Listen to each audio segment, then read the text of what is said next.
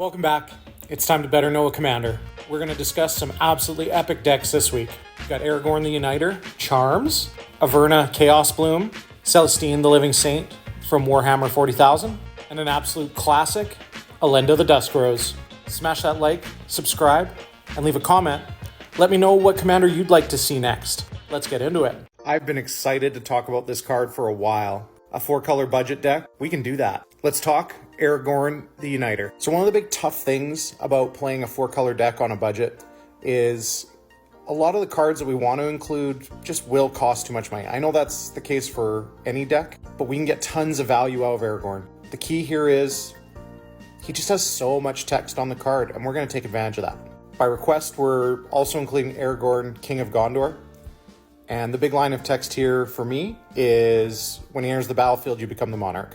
And luckily, on a budget, we can become the monarch a lot of different ways. So let's look at that first. Faramir, Steward of Gondor, gives us repeatable access to becoming the monarch. That seems really powerful in this deck. Court of Ire will make us the monarch and gives us payoffs if we can keep it. Fealty to the Realm is a really cool card at 5 mana. You become the monarch. And whoever has the monarchy gets control of the creature. Doesn't have to be your creature. You get to pass a creature around and attack everyone else. That seems really cool. Now, Jared Carthalion, True Heir, is in the deck to get monarchy into the game. But also, you're going to get the monarchy very quickly after he comes into the game. The more important thing is he costs 3 mana, and they are 3 different colors. And finally, we've got Entourage of Trest to become the monarch. And it's a great blocker to protect the monarch. So that's kind of cool. So if we go back to Aragorn the Uniter, you'll see the big wall of text. And it says, when you cast a white spell, you get something. When you cast a blue spell, you get something. When you cast a green spell, you get something. When you cast a red spell, you get something. Amazing. Okay, so let's make some really medium cards do a lot more work for us. I'm talking charms, baby. Broker's Charm. No charm card on its own is amazing. But what if they also had 2 or 3 lines of text tacked onto them just because your commander was out? These start to look really powerful. So with like Broker's Charm, pay 3 mana, draw 2 cards, but also make a dude, pump a dude, and scry 2 before you draw the 2 cards? Okay, now we're talking. We also get to play Celestine Charm, and Bant Charm, and Cabaretti Charm, and Azorius Charm. And I'm pretty sure you can find all those cards for the cost of a gumball total. Why not play Izzet Charm? That seems good. Or Jeskai Charm. As long as we've got our commander out, these cards are just nuts now. Of course, we've got Simic Charm, Temur Charm, Treva's Charm to go real old school with awesome art. We got to look for ways to create value when we're not spending on the cards themselves a ton. And charms are a great way to do that, especially when they all have extra text because of your commander. So, play a mana base that's quite a few basics, plus things like Myriad Landscape, maybe shell out for a Chromatic Lantern. And I would say if you can get a Ghostly Prison and a Propaganda into the deck as well, that'd be some good spend. You want to keep the Monarchy because those cards just add value over time too. Jam in a bunch of charms, and then get as flavorful as you like with your Lord of the Rings cards. Definitely tons of fun to be had here. Hope this helps. Buckle up. You will not believe the support and payoffs this card has gotten in the last year. We're talking Averna, the Chaos Bloom. As you cascade, you may put a land card from among the exiled cards onto the battlefield. So obviously we need to cascade to ramp. Blue and red cascade, well, green cascade's a bit too, but we also get some ramp out of it to keep going. Pretty neat. Definitely going to be a wild time, but that's really what Temur's all about, right? Here we go. So from Commander Legends Battle for Baldur's Gate, we get Nira, Wild Mage.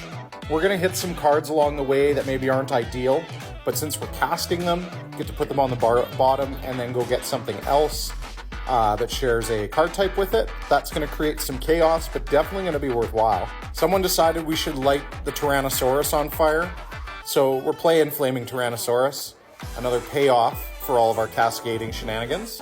And even Aftermath had a card for us. Plarg and Nasari are definitely going to allow us to play more spells. Keeper of Secrets is definitely a payoff as we cast spells from exile, which is what Cascade lets us do. We're going to be dealing damage to our opponents. That seems nice.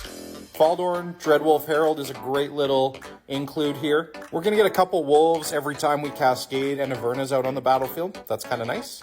Now, I'm not suggesting it, but you definitely could play Possibility Storm and really mess with what's going on with the table. People do take offense to Chaos decks. They want to do their thing, but sometimes it's fun to kind of randomly see what comes up. I'm a big fan of Call Forth the Tempest.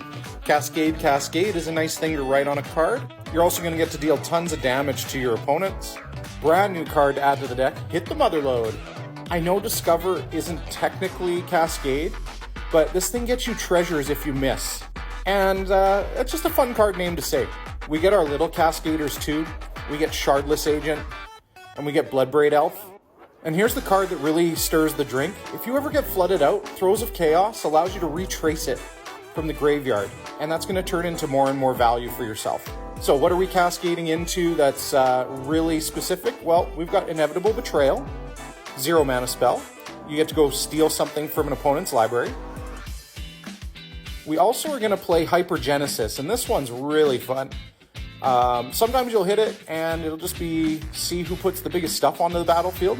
You can totally build a deck around this, by the way, by only including Cascade spells and spells that let you hit a 0-drop.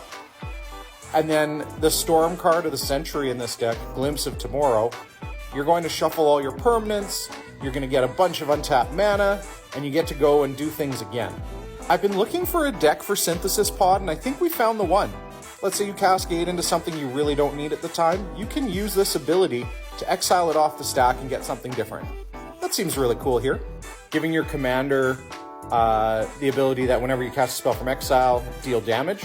That seems really good. That's going to help you close out the game a little faster. Reign of Riches is a neat include as well. New Capenna gave us this. Spending mana from treasures will cause Cascade once a turn. That seems good. We might as well do as the modern players are doing and include up the Beanstalk, so we get to start drawing cards as we cascade into big stuff or cast big stuff. And if you really, really want to mess with the table, you play Eye of the Storm. Yeah, it's as silly as it reads. So there you go. Averna. Cascade and put lands into play. Seems good. Hope this helps. Go Mojo! Go Mojo! Go Mojo! Let's talk about a mono-white life gain deck with a little bit of mojo. Celestine, the Living Saint, is a mono-white life gain deck. That's also a Reanimator deck. That is something I can get behind. So let's get into it. At the beginning of your end step, you get to return a creature card from your graveyard to the battlefield based on the amount of life you gained. Sweet. So we're always looking for cards to dump into our graveyard, and Restoration of Aganjo is going to help us with that.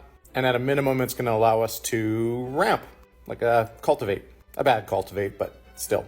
Now, we do have to play all the classic life gain cards, like Cleric class. Not so old, but definitely an add.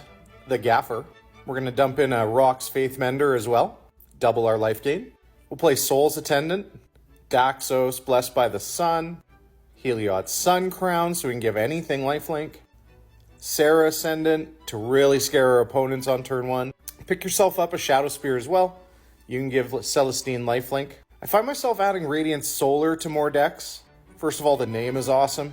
It also starts you into the dungeon, which is kind of nice, and it's 1 mana, gain 3 life.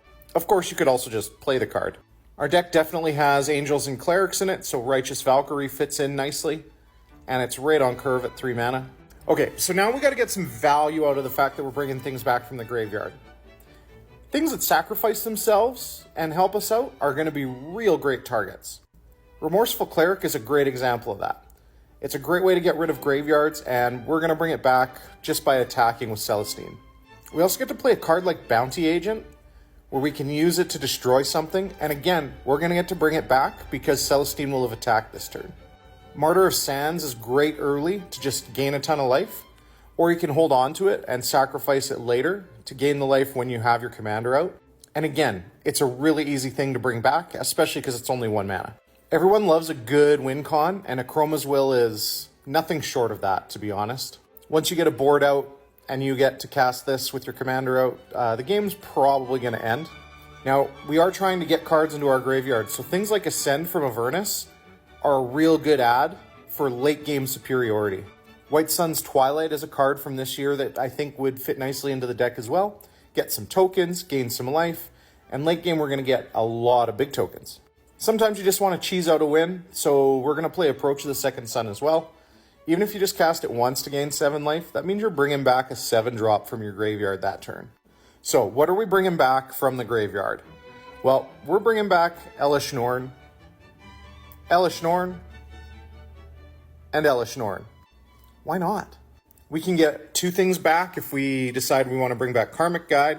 I love the Secret Lair art. The cosmic feels are just amazing. And now let's talk about the best home for Sword of Once and Future.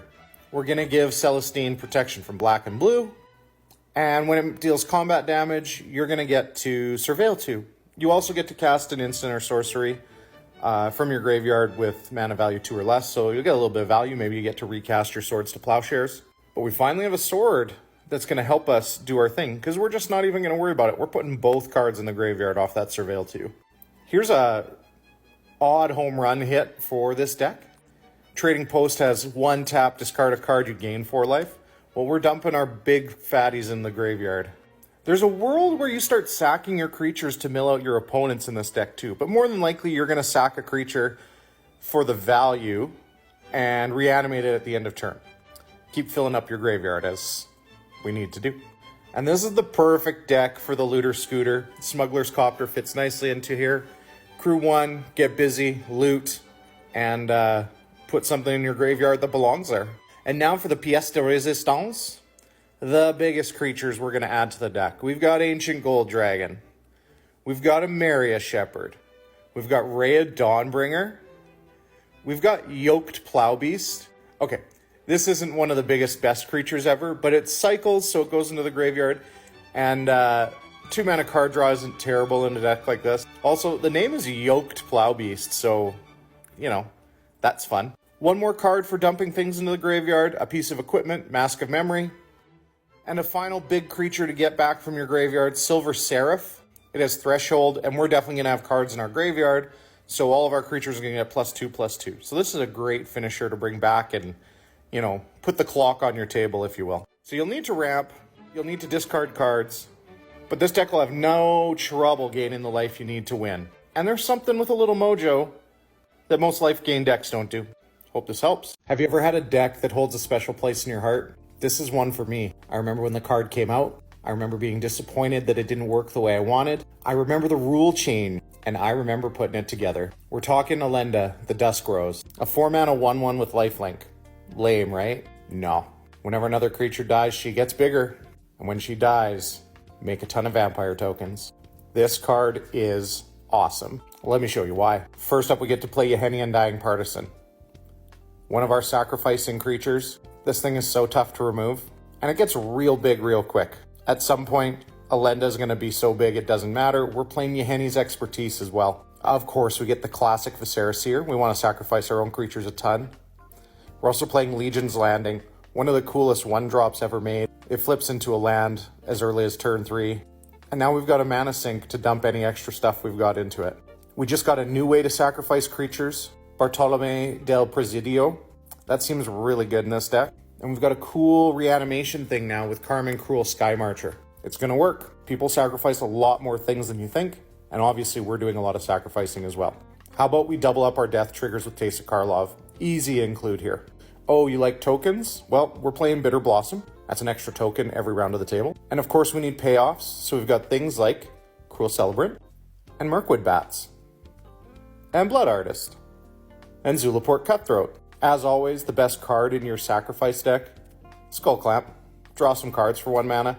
Beautiful. Oh, did I forget Elisil Core? Sorry. Yeah, we're including him too.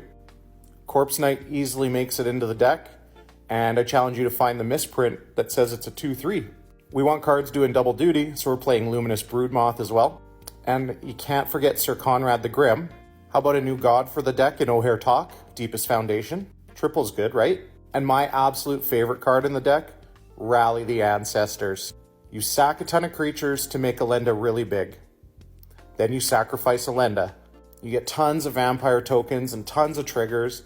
And then you fire off Rally the Ancestors for like X = 5, and you bring everything back and do it again.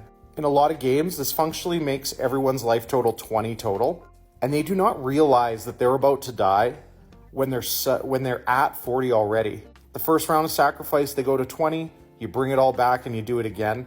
It is such a cool way to finish off a deck.